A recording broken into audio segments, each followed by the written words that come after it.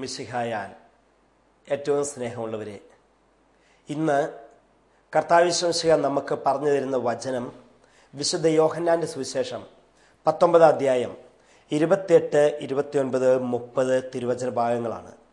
ആ വചനഭാഗം ഇപ്രകാരമാണ്: അനന്തരം എല്ലാം നിറവേറി കഴിഞ്ഞുവെന്നറിഞ്ഞ് തിരുവെഴുത്ത് പൂർത്തിയാക്കാൻ വേണ്ടി യേശു പറഞ്ഞു, എനിക്ക് ദാഹിക്കുന്നു. ഒരു പാനപാത്രം നിറയെ വിനാഗിരി അവിടെ ഉണ്ടായിരുന്നു. അവർ വിനാഗിരിയിൽ കുതിർത്ത ഒരു നേർപ്പഞ്ഞ് ഹീസോപ്പ് ചെടിയത് തണ്ടിൽ വെച്ച് അവൻ്റെ ചുണ്ടോടടുപ്പിച്ചു. യേശു വിനാഗിരി സ്വീകരിച്ചിട്ട് പറഞ്ഞു, എല്ലാം പൂർത്തിയായിരിക്കുന്നു. അനന്തരം അവൻ തലചായ്ച്ച് ആത്മാവിനെ സമർപ്പിച്ചു. പ്രിയപ്പെട്ടവരെ, യേശു ക്രിസ്തുവിൻ്റെ സഹനത്തിൻ്റെ ഏറ്റവും അവസാനത്തെ വചനഭാഗമാണ് നമ്മൾ ഇപ്പോൾ വായിച്ചു കേട്ടത്. ജനിച്ച നിമിഷം മുതൽ മരണത്തിൻ്റെ അവസാന നിമിഷം വരെ ഈശോയുടെ ജീവിതം സഹന പർവമായിരുന്നു, സഹനത്തിലൂടെയുള്ള ഒരു യാത്രയായിരുന്നു. എന്തുകൊണ്ടാണ് കർത്താവ് ഇത്രയേറെ സഹിക്കാൻ ഇടയായത്? എന്തിനു വേണ്ടിയാണ്, ആർക്കു വേണ്ടിയാണ് ഈശോ ഇങ്ങനെ സഹിച്ചത്? പ്രിയപ്പെട്ടവരെ, ഇത് നമ്മൾ ഇങ്ങനെ മനസ്സിലാക്കുമ്പോൾ കർത്താവിൻ്റെ സഹനത്തിൻ്റെ അവസാന ഭാഗം വായിച്ച് ധ്യാനിക്കുമ്പോൾ ഒരു വലിയ സത്യം ഈശോ നമുക്ക് പറഞ്ഞു തരുന്നുണ്ട്. സഹനങ്ങളെല്ലാം കോർത്തൊരുക്കിയാണ് ഈശോ നമ്മുടെ രക്ഷ സാധ്യമാക്കി തീർത്തത്. ഒരു ജപമാലയിലെ ഓരോ മണികളും ചേർത്ത് വെച്ച് ജപമാലയാക്കി തീർക്കുന്ന പോലെ ജീവിതത്തിൻ്റെ ആരംഭ ദിവസം മുതൽ ഇതാ മരണത്തിൻ്റെ അവസാന നിമിഷം വരെയുള്ള സഹനങ്ങളെയൊക്കെ ഒന്നിനു മീതെ ഒന്നായി അതിനുമീതെ മറ്റൊന്നായി ചേർത്ത് വെച്ചും കോർത്തിണക്കിയുമാണ് കർത്താവേ മിശിഹ ജീവിതത്തിൽ നമ്മുടെയൊക്കെ മനുഷ്യവംശത്തിൻ്റെ രക്ഷ സാധ്യമാക്കി തീർത്തത്. അപ്പോൾ കർത്താവ് സഹിച്ചത് ഒറ്റ വാക്കിൽ നമ്മൾ ഓരോരുത്തരെയും രക്ഷയെ പ്രതി മാത്രമാണ്. അതുകൊണ്ടാണ് ഹെബ്രായരുടെ ലേഖനം 4 അധ്യായം 14 വചനത്തിൽ വിശുദ്ധ പൗലോസ്ലീഹ എങ്ങനെ പറയുന്നത്: ദൈവപുത്രനായ യേശു ക്രിസ്തുവിൽ നമുക്ക് സ്വർഗത്തിലേക്ക് കടന്നുപോയ ഒരു മഹാപുരോഹിതനുണ്ട്. ദൈവപുത്രനായ യേശു ക്രിസ്തുവിൽ നമുക്ക് സ്വർഗത്തിലേക്ക് കടന്നുപോയ ഒരു മഹാപുരോഹിതനുണ്ട്. പ്രിയപ്പെട്ടവരെ, അപ്പോൾ ഇത് സഹനങ്ങളൊക്കെ അതൊരു വീണ്ടെടുപ്പിൻ്റെ ദിനമാണ്, വീണ്ടെടുപ്പിൻ്റെ സുദിനമാണ്, നിമിഷങ്ങളാണ് എന്ന കാര്യം നമ്മൾ വിസ്മരിക്കരുത്.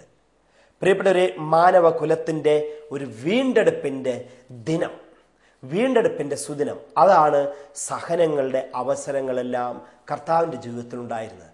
അപ്പോൾ ഞാൻ അല്പമെങ്കിലും സഹിക്കാൻ ഇടയാകുന്നുണ്ടെങ്കിൽ, നമ്മളിൽ ആരെങ്കിലും ഏതെങ്കിലും തരത്തിൽ സഹിക്കുന്നുവെങ്കിൽ ഓർക്കണം പ്രിയപ്പെട്ടവരെ, അതെല്ലാം വീണ്ടെടുപ്പിൻ്റെ ഒരു സുദിനമാണ്, വീണ്ടെടുപ്പിനുള്ള അവസരമാണ്. അതല്ലേ പ്രിയമുള്ളവരെ, ഇങ്ങനെ കർത്താവിൻ്റെ ഈ സഹനത്തിൽ പങ്കുചേരുമ്പോൾ നമ്മളും ലോകത്തെ മുഴുവനും ഒരു പുതിയ തലത്തിലേക്ക് വളർത്തി ഉയർത്തിക്കൊണ്ടുവരുന്ന പങ്കാളികളായിത്തീരും നമ്മളെല്ലാവരും തന്നെ. വിശുദ്ധ പൗലോസ്ലീഹ റോമാക്കാർക്ക് എഴുതിയ ലേഖനം 14 അധ്യായം 7-8 വചനം ഇപ്രകാരമാണ് പറയുന്നത്: നാം ജീവിക്കുന്നുവെങ്കിൽ കർത്താവിന് വേണ്ടി ജീവിക്കുന്നു, മരിക്കുന്നുവെങ്കിൽ അതും കർത്താവിന് വേണ്ടി. നാം ജീവിക്കുന്നുവെങ്കിൽ കർത്താവിന് വേണ്ടി ജീവിക്കുന്നു, മരിക്കുന്നുവെങ്കിൽ അതും കർത്താവിന് വേണ്ടി. പ്രിയപ്പെട്ടവരെ, 2 തരക്കാരുണ്ട് ഈ ഭൂമിയിൽ, 2 തരം ആളുകൾ. അത് ജീവിക്കുന്നതും മരിക്കുന്നതും 2 തരം ആൾക്കാർ. ഒന്നാമത്തെ തരക്കാർ ജീവിക്കുന്നത് കർത്താവിന് വേണ്ടി ജീവിക്കുന്നവരാണ്. അതാണ് പൗലോസ്ലീഹ പറഞ്ഞത്: നാം ജീവിക്കുന്നുവെങ്കിൽ അത് കർത്താവിന് വേണ്ടി, മരിക്കുന്നുവെങ്കിൽ അതും കർത്താവിന് വേണ്ടി. ഒന്നാമത്തെ തരക്കാർ കർത്താവിന് വേണ്ടി ജീവിക്കുന്നു. രണ്ടാമത്തെ തരക്കാര് സ്വന്തം കാര്യത്തിന് വേണ്ടി ജീവിക്കുന്നു. ഇങ്ങനെ ഈ ഭൂമിയിൽ ജീവിക്കുന്ന 2 തരക്കാരാണുള്ളത്. ഒന്ന് കർത്താവിന് വേണ്ടിയും 2 സ്വന്തം കാര്യത്തിന് വേണ്ടിയും. ഓർക്കണം, ആരാണ് കർത്താവിന് വേണ്ടി ജീവിക്കുന്നതെന്ന്, അങ്ങനെ ജീവിക്കുന്നവരുടെ മുഖമുദ്ര എന്തായിരിക്കുമെന്ന് വചനം നമുക്ക് ഓരോരുത്തർക്കും പറഞ്ഞു തരുന്നുണ്ട്. കർത്താവിന് വേണ്ടി ജീവിക്കുന്നവര് സ്വന്തം ഇഷ്ടങ്ങളും സ്വന്തം നേട്ടങ്ങളും സ്വന്തം സന്തോഷങ്ങളും നോക്കി മാത്രം ജീവിക്കില്ല. അവരെ സംബന്ധിച്ച് സ്വന്തം ഇഷ്ടങ്ങൾ പരമപ്രധാനമല്ല. ഭൗതികമായ ഏതെങ്കിലും തരത്തിലുള്ള സ്വന്തം നേട്ടങ്ങൾ ഒട്ടും പ്രധാനപ്പെട്ടതല്ല. അവർക്ക് ദൈവത്തിൻ്റെ ഇഷ്ടം സ്വന്തം ഇഷ്ടമായും കർത്താവിൻ്റെ വിജയം സ്വന്തം വിജയമായും അങ്ങനെ കാണും. ഈശോ പറഞ്ഞില്ലേ, ഞാൻ വന്നിരിക്കുന്നത് എൻ്റെ ഇഷ്ടം നിറവേറ്റാനല്ല, എന്നെ അയച്ച പിതാവിൻ്റെ ഇഷ്ടം നിറവേറ്റാനാണ്. അപ്പോൾ പ്രിയപ്പെട്ടവരെ, ഈ കർത്താവിനെ വേണ്ടി ജീവിക്കുന്നവരാണെങ്കിൽ പിന്നെ സ്വന്തം ഇഷ്ടം നിറവേറ്റാനായിട്ട് അവർ ജീവിക്കില്ല.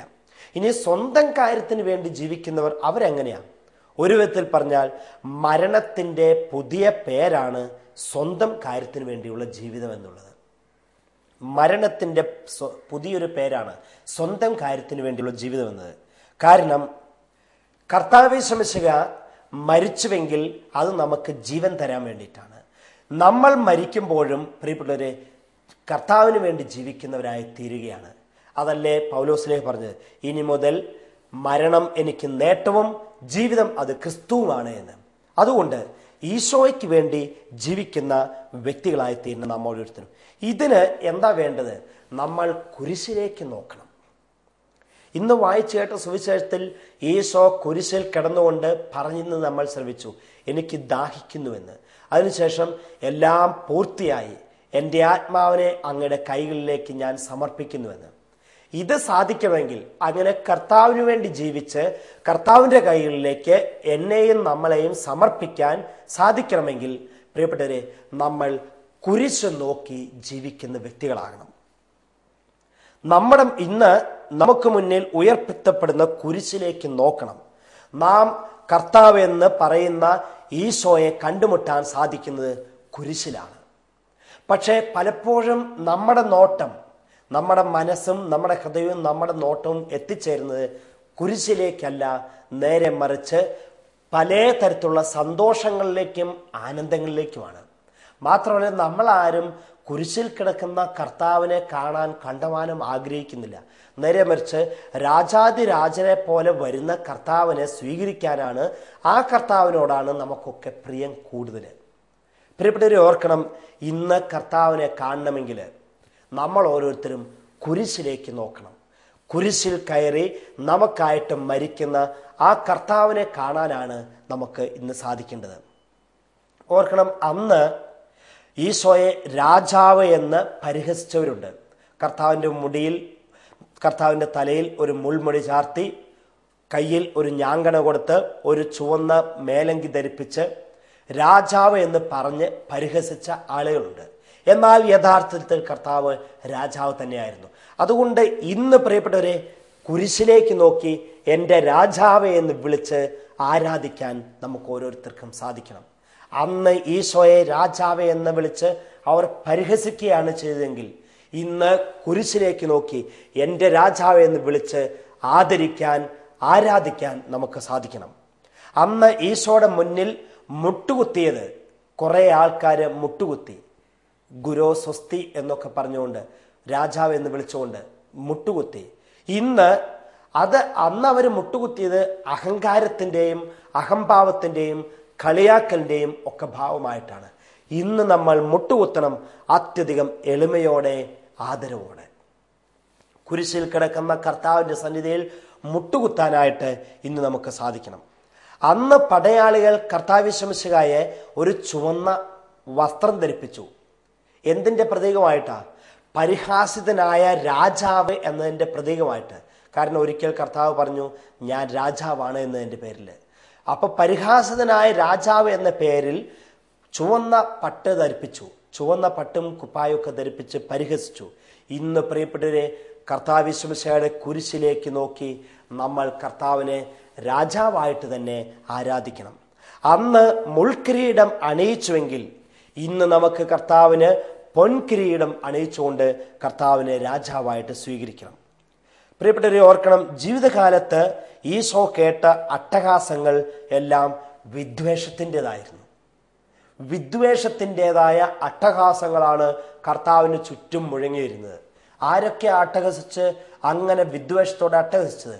എല്ലാ തരത്തിലും കർത്താവിനെ പരിഹസിച്ചുകൊണ്ട് വിദ്വേഷത്തിൻ്റെ അട്ടഹാസങ്ങൾ ഈശോയുടെ ചുറ്റും മുഴങ്ങിയെങ്കിൽ, ഇന്ന് പ്രിയപ്പെട്ടവരെ നമുക്ക് കർത്താവിൻ്റെ ചുറ്റും നിന്ന് കർത്താവിൻ്റെ കുരിശിൻ്റെ സന്നിധിയിൽ വന്ന് സ്തുതിപ്പിൻ്റെ സ്തുതിഗീതികളുടെ സ്വരം ഉയർത്തണം. അങ്ങനെയാണ് കുരിശിലെ കർത്താവിനെ തിരിച്ചറിയാനും കുരിശിലെ കർത്താവിനെ ആരാധിക്കാനും കുരിശിലെ കർത്താവിനെ ആരാധിച്ച് ഈശോയുടെ സഹനങ്ങളൊക്കെ എൻ്റെയും നമ്മുടെയും രക്ഷയ്ക്ക് വേണ്ടിയായിരുന്നു എന്ന് തിരിച്ചറിയാനായിട്ട് സാധിക്കുന്നത്. പിതാവായ ദൈവത്തിൻ്റെ മഹത്വത്തിനായിട്ട് ഈ കുരിശിൽ കിടക്കുന്ന കർത്താവ് അത് എൻ്റെ കർത്താവാണ് എന്ന് ഏറ്റുപറയാനും വിളിച്ചു പറയാനും നമുക്ക് സാധിക്കണം. പ്രിയപ്പെട്ടവരെ, നമ്മൾ ഓർക്കണം, എന്തുകൊണ്ടായിരിക്കും പിതാവായ ദൈവം തൻ്റെ പ്രിയപുത്രനെ ഇത്രയേറെ സഹിക്കാനും കുരിശിൽ മരിക്കാനും അനുവദിച്ചത്? എന്തുകൊണ്ട് പിതാവായ ദൈവം തൻ്റെ മകനെ ഇങ്ങനെ ഇത്രയധികം സഹിക്കാനും കുരിശിൽ മരിക്കാനും ഒക്കെ അനുവദിച്ചു? അതിന് ഒരൊറ്റ ഉത്തരമേ നമുക്കുള്ളൂ. എന്തുകൊണ്ട് കർത്താവിൻ്റെ പീഡാനുഭവം സംഭവിച്ചു എന്നൊക്കെയുള്ള ചോദ്യത്തിന് ഒരൊറ്റ ഉത്തരമേ ഉള്ളൂ. പിതാവായ ദൈവം ലോകത്തെ അഥവാ നമ്മളെ ഓരോരുത്തരെയും അത്രയേറെ സ്നേഹിച്ചു. പിതാവായ ദൈവം ലോകത്തെ അഥവാ നമ്മളെ ഓരോരുത്തരെയും അത്രയേറെ സ്നേഹിച്ചു. അതുകൊണ്ടാണ് ഈ ലോകത്തിലെ എല്ലാ സഹനങ്ങളും ഏറ്റെടുക്കാൻ പിതാവായ ദൈവം തൻ്റെ പുത്രനെ അനുവദിച്ചത്. അതല്ലേ കർത്താവ് യേശുമിശിഹാ ജീവിച്ചിരുന്നപ്പോൾ പറഞ്ഞത്, സ്നേഹിതന് വേണ്ടി ജീവൻ ബലിയർപ്പിക്കുന്നതിനേക്കാൾ വലിയ സ്നേഹമില്ല എന്ന്. പ്രിയപ്പെട്ടവരെ, പിതാവായ ദൈവം എന്നെ അത്രയേറെ സ്നേഹിച്ചു, നമ്മളെ ഓരോരുത്തരെയും അത്രയധികം സ്നേഹിച്ചു. അതുകൊണ്ടാണ് സ്വന്തം പുത്രൻ ഇത്രമേൽ സഹിക്കാനായിട്ട് പിതാവായ ദൈവം അനുവദിച്ചത് എന്ന് ഓർക്കണം. ദൈവത്തെ അപ്പം നമ്മളും അത്രയധികം സ്നേഹിക്കണം. എന്തുകൊണ്ട് ദൈവം എന്നെ ഇങ്ങനെ സ്നേഹിച്ചു? ഞാൻ പാപിയായിരുന്നിട്ട്, ഞാൻ തോന്നിയാസം കാണിച്ച് ജീവിച്ചിട്ട്, ദൈവത്തെ അനുസരിക്കാഞ്ഞിട്ടും എന്നിട്ടും ദൈവം എന്തേ എന്നെ ഇത്രയേറെ സ്നേഹിച്ചു? അതിന് പ്രിയപ്പെട്ടവരെ നമുക്ക് പറയാവുന്ന ഉത്തരവ് ഇതാണ്: ആ സ്നേഹം ദൈവത്തിൻ്റെ സൗജന്യ ദാനമാണ്. ഞാൻ യോഗ്യനല്ലാതിരുന്നിട്ടും അയോഗ്യനായിരുന്നിട്ടും കർത്താവിൻ്റെ സ്നേഹത്തിൽ പങ്കുപറ്റാനോ കർത്താവിൻ്റെ സ്നേഹം സ്വന്തമാക്കാനോ യാതൊരു അർഹതയില്ലാതിരുന്നിട്ടും ദൈവം എന്തുകൊണ്ട് എന്നെ ഇത്രയധികം സ്നേഹിച്ചു എന്ന് ചോദിച്ചാൽ അത് ദൈവത്തിൻ്റെ സൗജന്യ ദാനമാണ്. ചില വീടുകളിൽ നമ്മൾ കണ്ടിട്ടില്ലേ, മക്കൾ മാതാപിതാക്കളെ ശകാരിക്കും, ഉപദ്രവിക്കും, ചിലപ്പം തെറി പറയും, എല്ലാ തരത്തിലും ദേഷ്യപ്പെടും. എന്നാലും ഈ മാതാപിതാക്കൾ ആ മകനെയോ മക്കളെയോ സ്നേഹിക്കും. എന്തേ സ്നേഹിക്കുന്നേ? ദൈവം അത്രയേറെ നമ്മളെ സ്നേഹിച്ചു, അത് മഹാ സൗജന്യ ദാനമാണെന്ന് പോലെ മാതാപിതാക്കൾ മക്കളെ സ്നേഹിക്കുന്നു, അത് മാതാപിതാക്കൾ മക്കൾക്ക് കൊടുക്കുന്ന ഒരു സൗജന്യ ദാനമാണ്. പ്രിയപ്പെട്ടവരെ, അതാണ് എഫെസ്യർ ലേഖനം 5:2 ഇപ്രകാരം പറയപ്പെടുന്നത്: ക്രിസ്തു നമ്മളെ സ്നേഹിച്ചു, നമുക്ക് വേണ്ടി സുരഭില കാഴ്ചയും ബലിയുമായി തന്നെ ദൈവത്തിന് സമർപ്പിച്ചു. ക്രിസ്തു നമ്മെ സ്നേഹിച്ചു, നമുക്ക് വേണ്ടി സുരഭില കാഴ്ചയും ബലിയുമായി തന്നെ ദൈവത്തിന് സമർപ്പിച്ചു. അതുകൊണ്ടാണ് പ്രിയപ്പെട്ടവരെ, ദൈവം ഇങ്ങനെ സ്നേഹിച്ചത് സൗജന്യ ദാനമായിട്ട് സ്നേഹിക്കുന്നു. അതുകൊണ്ടാണ് വീണ്ടും ഗലാത്യർ ലേഖനം 2:20 പറയുന്നത്: ദൈവപുത്രൻ എന്നെ സ്നേഹിക്കുകയും എനിക്ക് വേണ്ടി തന്നെ ബലിയർപ്പിക്കുകയും ചെയ്തു. ദൈവപുത്രൻ എന്നെ സ്നേഹിക്കുകയും എനിക്ക് വേണ്ടി തന്നെ ബലിയർപ്പിക്കുകയും ചെയ്തു. വീണ്ടും നമ്മൾ മറ്റൊരു കാര്യം കൂടെ ഈ വചനം നമുക്ക് പറഞ്ഞു തരുന്നുണ്ട്. കുരിശിൽ കിടക്കുന്ന കർത്താവിലേക്ക് നോക്കുമ്പോൾ ഈശോ പറഞ്ഞു തരുന്ന കാര്യം ഈശോയുടെ സ്നേഹം പടിപടിയായി അത് സൗഹൃദമായിട്ട് വളരുന്നതാണ്. അതാണ് ഈശോയുടെ സ്നേഹത്തിൻ്റെ പ്രത്യേകത. ഒരു ലെവലിൽ എന്നും ഇങ്ങനെ നിൽക്കില്ല, അത് പടിപടിയായി അത് സൗഹൃദത്തിൻ്റെ തലത്തിലേക്ക് ഉയരും. യോഹന്നാൻ 15:15 ഇപ്രകാരം പറയുന്നു: ഞാൻ നിങ്ങളെ ഇനി മുതൽ ദാസന്മാർ എന്ന് വിളിക്കില്ല, സ്നേഹിതരെന്ന് വിളിക്കും. ഞാൻ നിങ്ങളെ ഇനി മുതൽ ദാസന്മാരെന്ന് വിളിക്കുകയില്ല, സ്നേഹിതന്മാർ എന്നാണ് വിളിക്കുന്നത്. പ്രിയപ്പെട്ടവരെ, ഓർക്കണം, ആരാണ് ഈശോയെ ക്രൂശിച്ചത്? നമ്മൾ പറയും, ഈ വചനത്തിൽ വായിച്ചു കേട്ടു ഈശോ കുരിശിൽ കിടന്നു, അവസാനമായി പറഞ്ഞു വാക്കുകളൊക്കെ. അപ്പോൾ ആരാണ് ഈശോയെ ക്രൂശിച്ചതെന്ന് നമ്മൾ പറയും: പടയാളികൾ, യഹൂദ പ്രമാണികൾ, മത നേതാക്കന്മാർ, റോമൻ അധികാരികൾ എന്നൊക്കെ. എന്നാൽ ഓർക്കണം, ആരാ കുരിശിൽ ഈശോയെ തറച്ചതെന്ന് അപ്പസ്തോല പ്രവർത്തനം 2-ാം അധ്യായം 23-ാം വചനം പറഞ്ഞു തരുന്നു. നിങ്ങൾ നസ്രായനായ യേശുവിനെ കുരിശിൽ തറച്ചു, എന്നാൽ ദൈവം അവനെ ഉയർപ്പിച്ചു. നിങ്ങൾ എന്ന് പറഞ്ഞ് വിരൽ ചൂണ്ടുമ്പോൾ അത് ആരാണ് പ്രിയപ്പെട്ടവരെ? നമ്മൾ ചെറിയ ഒരു കാര്യത്തിലേക്ക് കടന്നു വരുമ്പോൾ അതൊന്ന് മനസ്സിലാകും. നമുക്കറിയാം, നാഥാൻ പ്രവാചകൻ ദാവീദ് രാജാവിനോട് എന്നിട്ട് പറഞ്ഞു, ഇത് ഒരു 100 ആടുകൾ ഉണ്ടായിട്ടും അതിൽ ഒന്നിനെയും വേണ്ടെന്ന് വെച്ചിട്ട് ഒരു മനുഷ്യൻ ചെന്ന് ഒരു ആടിനെ മാത്രം വളർത്തുന്ന ആ വീട്ടിൽ ചെന്ന് ആ ആടിനെ തന്നെ പിടിച്ചുകൊണ്ട് വന്നു എന്ന്. അപ്പോൾ ഉടനെ ദാവീദ് ചോദിച്ചു, അങ്ങനെ ദുഷ്ടത്തരം ആരാ ചെയ്തേ? സ്വന്തമായിട്ട് 100 ആടുണ്ടായിട്ടും ഒരൊറ്റ ആടുള്ള ആ വീട്ടിൽ ചെന്ന് അതിനെ പിടിച്ചുകൊണ്ട് വന്ന ആൾ ആരാണ് എന്ന് ചോദിച്ചു. അയാൾ ആര് തന്നെയായാലും അയാളെ കൊല്ലുമെന്നൊക്കെ പറഞ്ഞു. നാഥാൻ പ്രവാചകൻ ദാവീദിന്റെ നേർക്ക് വിരൽ ചൂണ്ടിക്കൊണ്ട് പറഞ്ഞു, അത് നീയാണ്, ആ മനുഷ്യൻ നീയാണ് എന്ന്. പ്രിയപ്പെട്ടവരെ, ആരാണ് ഈശോയെ കുരിശിൽ തറച്ചതും ഈശോയെ വധിച്ചതും കൊന്നതെന്ന് ചോദിച്ചാൽ ഉത്തരം അത് ഞാനാണ്, അത് നീയാണ് എന്നുള്ളതാണ്. അല്ലാതെ മത നേതാക്കളാണ്, അന്നത്തെ അന്നുണ്ടായിരുന്ന അധികാരികളാണ്, റോമൻ പടയാളികളാണ് എന്നുള്ളതല്ല ഉത്തരം. കർത്താവിനെ കുരിശിൽ തറച്ചത് അത് ഞാനാണ്, അത് നമ്മൾ ഓരോരുത്തരുമാണ്. പ്രിയപ്പെട്ടവരെ, കർത്താവിനെ കുരിശിൽ തറച്ചത് ആരാണെന്ന് അന്വേഷിച്ച് പരതുന്ന നമ്മളോട് നമ്മുടെ മനസാക്ഷി പറഞ്ഞു തരും അത് ഞാനാണ് എന്ന്. ഇന്ന് ഏതെങ്കിലും പാപം ചെയ്യുമ്പോൾ, തിന്മ പ്രവർത്തിച്ച് ജീവിക്കുമ്പോൾ, കർത്താവിൽ നിന്നും അകലുമ്പോൾ, പ്രിയപ്പെട്ടവരെ ഓർക്കണം, നമ്മളാണ് കർത്താവിനെ കുരിശിൽ തറയ്ക്കുന്നത്. അന്ന് പത്രോസ് തള്ളിപ്പറഞ്ഞപ്പോൾ ഞാനും നമ്മളും പത്രോസിനോടൊപ്പം കൂടെ ഉണ്ടായിരുന്നു. അന്ന് യൂദാസ് ഒറ്റിക്കൊടുത്തുമ്പോൾ ഈ പറയുന്ന ഞാനും നമ്മൾ ഓരോരുത്തരും കർത്താവിനെ ഒറ്റിക്കൊടുക്കാനായിട്ട് യൂദാസിനോട് കൂടെ ഉണ്ടായിരുന്നു. അന്ന് പടയാളികൾ കർത്താവിനെ അടിച്ചപ്പോൾ ആ പടയാളികളോട് ചേർന്ന് കർത്താവിനെ അടിക്കാനും വേദനിപ്പിക്കാനും ഈ ഞാനും നമ്മൾ ഓരോരുത്തരും ഉണ്ടായിരുന്നു. അന്ന് ഈശോയുടെ മുഖത്ത് പടയാളികൾ തുപ്പിയപ്പോൾ ആ തുപ്പാനായിട്ട് ആ പടയാളികളോട് കൂടെ ചേർന്ന് ഈ ഞാനും നമ്മൾ ഓരോരുത്തരും ഉണ്ടായിരുന്നു.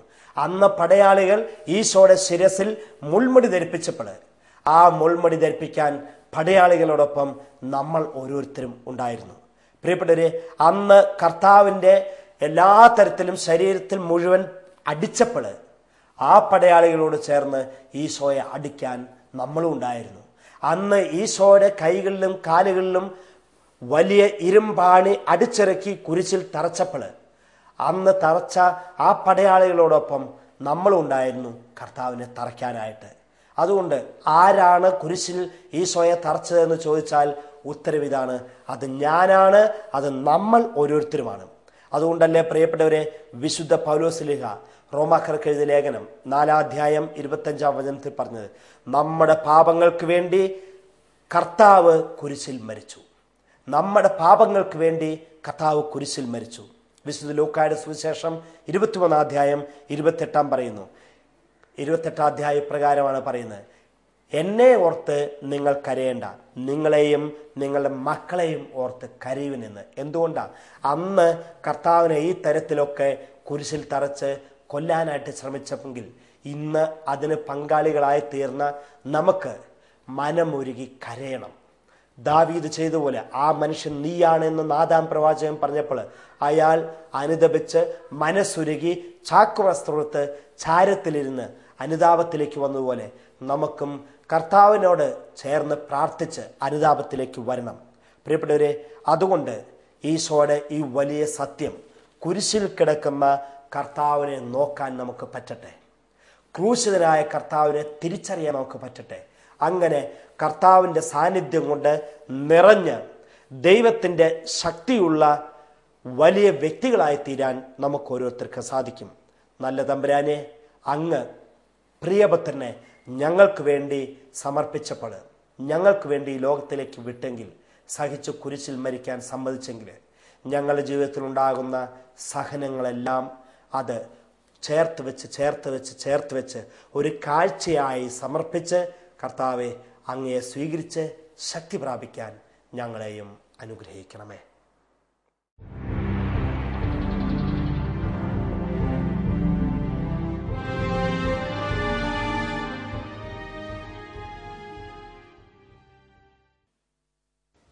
എൻ്റെ പേര് പ്രീതി. ഞാൻ എൻ്റെ അമ്മായിയമ്മയ്ക്ക് വേണ്ടിയിട്ട് സാക്ഷ്യം പറയാനായിട്ടാണ് പറയുന്നത്. അമ്മായിയമ്മയ്ക്ക് വേണ്ടിയിട്ടാണ് സാക്ഷ്യം പറയുന്നത്. എൻ്റെ അമ്മ കഴിഞ്ഞ ജനുവരിയിൽ പ്രഷർ കയറിയിട്ട് രക്തം തലയിൽ കട്ട പിടിക്കുകയും അതിൻ്റെ ഫലമായി അമ്മ കിടപ്പാവുകയും ചെയ്തു. അമ്മ അന്ന് പട്ടത്തച്ഛനും കാനാട്ടച്ഛനും വന്ന് ആശുപത്രിയിൽ വന്ന് പ്രാർത്ഥിക്കുകയും ജെറുസലേമിൽ വന്നിട്ട് സാക്ഷ്യം പറയാൻ നേരുകയും ഞങ്ങൾ ചെയ്തിരുന്നു. അച്ഛനും വന്ന് പ്രാർത്ഥിച്ചതിൻ്റെ ഫലമായി മാതാവിൻ്റെ അനുഗ്രഹം ഞങ്ങളുടെ ഭവനത്തിൽ വളരെയധികം ഉണ്ടായി. അമ്മ 7 മാസം കഴിഞ്ഞപ്പോൾ എണീറ്റ് നടക്കുകയും ഇപ്പോൾ അമ്മ പരിപൂർണ സൗഖ്യം പ്രാപിച്ച് അമ്മയുടെ എല്ലാ കാര്യങ്ങളും അമ്മ സ്വന്തമായിട്ട് ചെയ്യുകയും ചെയ്യുന്നു. ആ അമ്മയുടെ വളരെയേറെ അനുഭവം ഞങ്ങളുടെ കുടുംബത്തിൽ ഉണ്ടാവുകയും അതിന് സാക്ഷ്യം പറയാൻ എനിക്ക് സാധിച്ചതിൽ ഞാൻ അമ്മയോട് അതിയായി അനുഗ്രഹം കിട്ടിയതിൻ്റെ ഫലമായി ഞാൻ അതിയായി സന്തോഷം അറിയിക്കുകയും ചെയ്യുന്നു. പ്രിയപ്പെട്ടവരെ, പറഞ്ഞു തുടങ്ങിയത് ഭർത്താവിൻ്റെ അമ്മായിയമ്മ എന്നാണ്. പക്ഷേ പിന്നീട് പറഞ്ഞു വന്നത് അമ്മായിയായി മാറി. കണ്ടോ, ഒരു മരുമകൾ ഒരു അമ്മായിയമ്മയുടെ സ്വന്തം മകളെ പോലെ നിന്നുകൊണ്ട് പ്രാർത്ഥിക്കാനും അങ്ങനെ അമ്മയുടെ പ്രത്യേകമായിരിക്കുന്ന സൗഖ്യം നൽകാനായിട്ട് അമ്മയെ കൂട്ടിക്കൊണ്ടുവരുന്ന അമ്മയുടെ സ്നേഹം നിറഞ്ഞൊരു മകളാണ്. ഇങ്ങനെയായിരിക്കണം. നമുക്ക് അമ്മായിമ്മമാരൊന്നുമില്ല, ഒക്കെ അമ്മമാരാണുള്ളത്. കരങ്ങൾ ഉയർത്തിയടിച്ച് കർത്താവിനൊക്കെ നന്ദി പറയാം. അമ്മയ്ക്ക് കിട്ടിയ വലിയ സൗഖ്യത്തെ ഓർത്ത് കർത്താവിനെ മഹത്വപ്പെടുത്താം. കരങ്ങൾ ഉയർത്തിയടിച്ച്. 2 മരുമക്കളും കൂടി ഉണ്ടല്ലോ. എല്ലാവരും കൂടി അമ്മയെ കൊണ്ടുവന്നതിന് സന്തോഷം. ദൈവം അനുഗ്രഹിക്കട്ടെ. എപ്പോഴും എൻ്റെ പേര് മരിയ, സ്ഥലം കല്ലൂര്. എനിക്ക് 2 സാക്ഷ്യങ്ങളാണ് പറയാനുള്ളത്. ഞാൻ 7 മാസം എൻ്റെ മകനെ ഗർഭിണിയായിരിക്കുന്ന സമയത്ത് ശക്തമായ വയറുവേദന മൂലം ഹോസ്പിറ്റലിൽ അഡ്മിറ്റായി. അവിടെ ചെന്ന് സ്കാൻ ചെയ്ത് സ്കാനിങ് റിപ്പോർട്ടിൽ ഡോക്ടർ പറഞ്ഞു അപ്പൻഡൈറ്റിക്സിൻ്റെ വയറുവേദനയാണ്, ഓപ്പറേഷൻ വേണമെന്നും പറഞ്ഞു.